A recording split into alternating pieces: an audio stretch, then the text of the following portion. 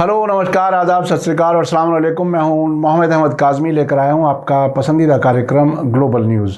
इस वक्त की बड़ी खबर बगदाद से है, जहां पार्लियामेंट के नए स्पीकर मोहम्मद अल हल्बौसी ने कल शाम संडे को मुल्क के नए प्रेसिडेंट के ओहदे के लिए नॉमिनेशन की कार्रवाई शुरू करने का ऐलान कर दिया।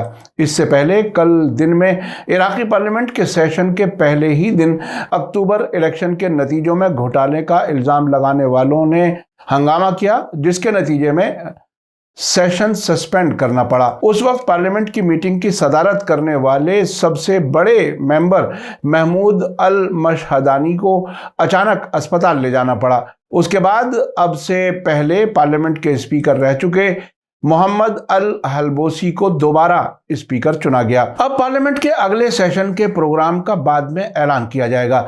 इराकी न्यूज एजेंसी के मुताबिक पार्लियामेंट स्पीकर अल हल्बौसी ने एक तकरीर में कहा कि मुल्क के प्रेसिडेंट ओहदे के लिए नॉमिनेशन 15 दिनों तक किया जा सकेगा और आखिरी दिन उम्मीदवारों के लिए पार्लियामेंट में वोटिंग होगी।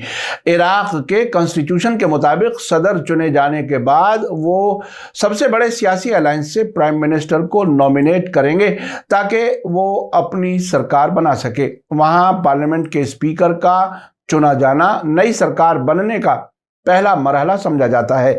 आपको बता दूं कि इराक में 10 अक्टूबर को पार्लियामेंट की 329 सीटों के लिए वोटिंग हुई थी, जिसमें तकरीबन 41% वोटरों ने हिस्सा लिया था। सियासी पार्टियों की तरफ से वोटों की गिनती में धांधली की शिकायत किए जाने के 51 दिन बाद 31 दिसंबर को आखिरी नतीजों का ऐलान किया गया था। चीफ इलेक्शन कमीशन के मुताबिक सदर धड़े को 329 में से 73, तकद्दुम पार्टी को 37, कानून अलायंस को 33, कुर्दिस्तान डेमोक्रेट्स को 31 और अल फतह को 17 सीटें मिली हैं, जबकि पार्लियामेंट की बाकी सीटों पर मुल्क की 13 पार्टियों के उम्मीदवारों और कुछ आज़ाद उम्मीदवारों ने इलेक्शन जीता है। इराक के हशदल शाबी से जुड़े ग्रुप्स ने इन इलेक्शन नतीजों पर एतराज़ किया था। बाद में जब सुप्रीम कोर्ट ने इलेक्शन कमीशन के जरिए ऐलान किए गए नतीजों को दुरुस्त करार दे दिया, तब सुप्रीम कोर्ट पर भी ये एतराज किया गया था कि उस पर अमेरिका का असर है। खबरों के मुताबिक कल पार्लियामेंट के सेशन में होने वाले हंगामे से ऐसा लगता है कि नए प्रेसिडेंट और प्राइम मिनिस्टर को चुनने के लिए सियासी अलायंसेस के बीच लंबी खींचतान होने के चांसेस हैं। इलेक्शन रिजल्ट के मुताबिक पार्लियामेंट में सबसे बड़े अलायंस के लीडर के तौर पर शिया लीडर मुक्तदाल सदर का नई सरकार बनाने में सबसे अहम रोल होना चाहिए, लेकिन उन्हें मुकाबिल शिया ग्रुप्स के साथ तनाव को हल करना होगा जो इलेक्शन रिजल्ट्स में गड़बड़ी का इल्ज़ाम लगा रहे हैं। इराक के कॉन्स्टिट्यूशन के मुताबिक पार्लियामेंट के सबसे बड़े ब्लॉक को नया प्राइम मिनिस्टर चुनने का हक है।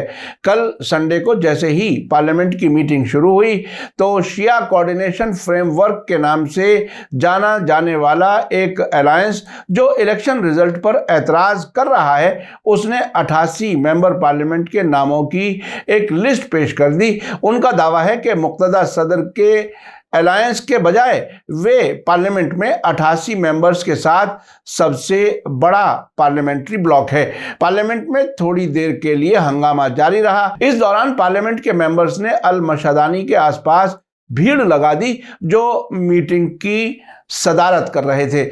मिनटों के अंदर 73 साल के मेंबर मशहदानी को सिक्योरिटी फोर्सेस के जरिए पार्लियामेंट से एम्बुलेंस से अस्पताल ले जाया गया। उसके बाद उनकी हालत ठीक बताई गई है। कुछ रुकावट के बाद पार्लियामेंट सेशन फिर से शुरू हुआ।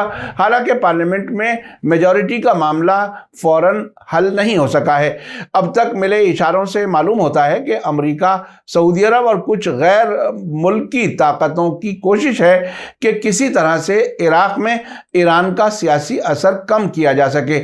हशदल शाबी और कुछ दूसरे ग्रुप्स का इल्ज़ाम है कि इराकी हुकूमत को किसी तरह ईरान से दूर करने की भरपूर कोशिशें हो रही हैं। हाल ही में ईरान के जनरल कासिम सुलेमानी और इराक के कमांडर अबू मेहदी अल मुहंदिस की दूसरी बरसी में दोनों मुल्कों में अवामी शिरकत से एक बार फिर दोनों मुल्कों की नज़दीकी साबित हुई है।